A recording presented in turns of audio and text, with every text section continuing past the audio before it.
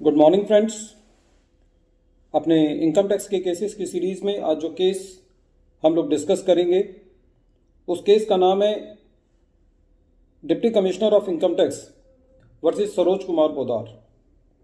ये case 90 ITR tribunal page number 223 पे report हुआ और केस कोलकाता ITAT ने डिसाइड किया। रिसेंट जजमेंट है जून 29, 2021 का। फ्रेंड्स, इस केस के अंदर जो मूट पॉइंट इन्वॉल्व है वो ये है कि जो ITAT है वो कोई ऐसे ग्राउंड को प्रेस नहीं कर सकती जो कि ITAT की अपील के वक्त ना तो डिपार्टमेंट ने रेज किया हो ना असेसी ने रेज किया हो। दूसरा, जो ITAT है वो असेसमेंट को जो इनकम ली गई है उसके अंदर उससे उसको बढ़ा नहीं सकती। जैसे CIT अपील जो है वो उनके पास ये पावर होती है कि वो असेसमेंट को इंक्रीज भी कर सकते हैं, एडिशन को बढ़ा भी सकते हैं। ये पावर जो है वो ITAT को के पास नहीं है।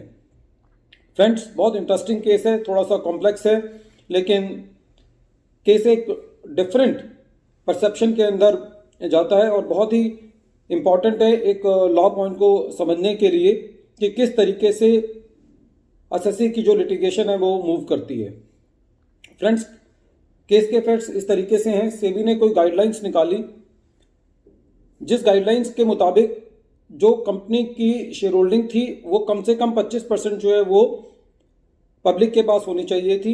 इस गाइडलाइंस के तहत सेबी के पास एक प्रपोजल सबमिट किया गया और सेबी ने उसको अप्रूव किया और जो शेयर्स की शफलिंग हुई शेयर होल्डर्स के बीच में, उस शफलिंग की वजह से असेसी को 175 करोड़ रुपए जो है वो रिसीव हुए। असेसी ने अपनी रिटर्न सबमिट किया और रिटर्न के अंदर असेसी ने उसको कैपिटल रिसीट माना और उसके ऊपर टैक्स नहीं दिया। जब ये केस स्क्रूटनी में चल रहा था तो असेसिंग ऑफिसर ने इसकी addition section 56 sub section 2 clause 7 में की और ये कहा कि ये एडिशन जो है वो दूसरे सेक्शंस में भी होने की संभावना है। उन्होंने कहा कि ये एडिशन सेक्शन 28 और सेक्शन 45 में भी इसको लिया जा सकता है, लेकिन जो उन्होंने एडिशन की वो सेक्शन 56 सब सेक्शन 2 क्लॉज 7 में की। शायद असेसिंग ऑफिसर बिल्कुल श्योर नहीं था कि किस सेक्शन के अंदर एडिशन होनी चाहिए, लेकिन उन्होंने रेवेन्यू के हित में बात सोचते हुए एक सेक्शन के अंदर एडिशन कर दिया और अपने ऑर्डर में इस तरीके से बात को लिखा कि इसकी एडिशन जो है वो सेक्शन 28 या सेक्शन 45 में भी हो सकती है।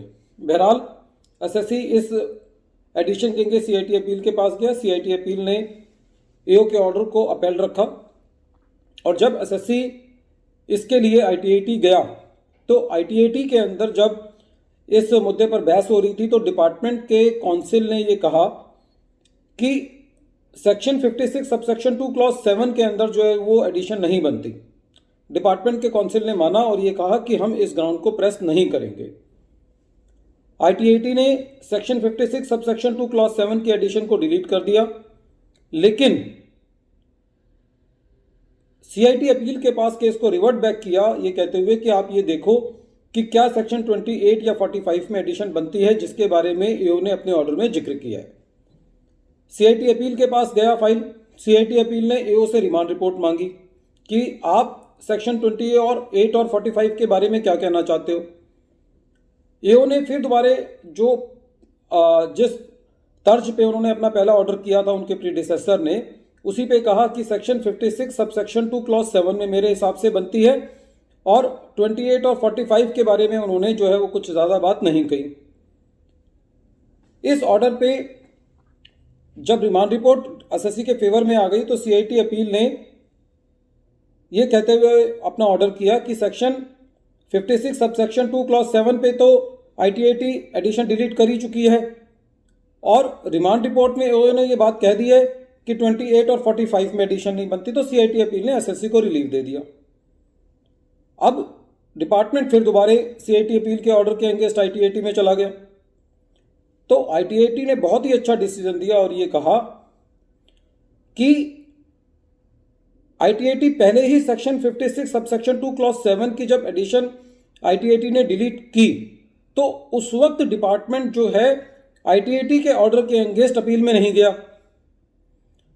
और जब रेवेन्यू ही ये कह रहा है, असेसिंग ऑफिसर ही ये कह रहा है कि दूसरे सेक्शंस में अब एडिशन नहीं बनती, रिमांड रिपोर्ट में कह दिया है, तो अब डिपार्टमेंट दोबारे जिस बात पर आईटीएटी ने एडिशन डिलीट कर दी थी, अब उसके ऊपर दोबारे डिपार्टमेंट जो है वो अपील प्रेफर नहीं कर सकता और आईटीएटी ने एसएससी के फेवर में डिसीजन दिया। मूल क्वेश्चन इस बात में ये था कि जब आईटीएटी ने पहले राउंड ऑफ लिटिगेशन में ये ऑर्डर पास किया कि सेक्शन 56 सब सेक्शन 2 क्लॉज 7 में एडिशन नहीं बनती, तो डिपार्टमेंट उस डिलीशन के अगेंस्ट अपील में नहीं गया।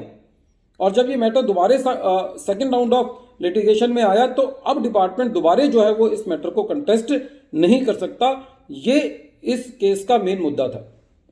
तो फ्रेंड्स, इस बात से एक चीज और ये निकल के आती है कि जब आईटीएटी ने एक एडिशन को डिलीट कर दिया और अब असेसमेंट ऑर्डर के अंदर और कोई एडिशन बची नहीं है, तो इस मैटर को अब डिपार्टमेंट जो है वो दोबारा कंटेस्ट नहीं कर सकता, क्योंकि जो आईटीएटी है वो असेसमेंट को इंक्रीज नहीं कर सकता। क्योंकि अब एओ ने जिस मुद्दे पे एडिशन की थी सेक्शन 56 सब सेक्शन 2 क्लॉज 7 पे, उसको आईटीएटी ने डिलीट कर दिया और डिपार्टमेंट अपील में नहीं गया।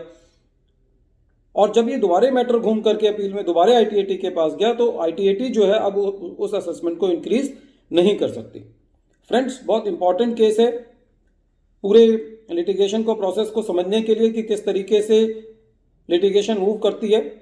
और इस केस में डिपार्टमेंट जब फर्स्ट राउंड ऑफ लिटिगेशन में हाई कोर्ट में अपील में नहीं गया आईटीएटी के ऑर्डर के अगेंस्ट, तो उसके पास अब कोई राइट नहीं बचता। Friends, once again I am repeating the name of the case. The name of the case is deputy commissioner of income tax versus Saroj Kumar Podar. Friends, at the end of the deliberation of this video, I appeal to you that you may subscribe my channel and press the bell icon so that you may receive the future notifications of my coming videos. Thank you, friends.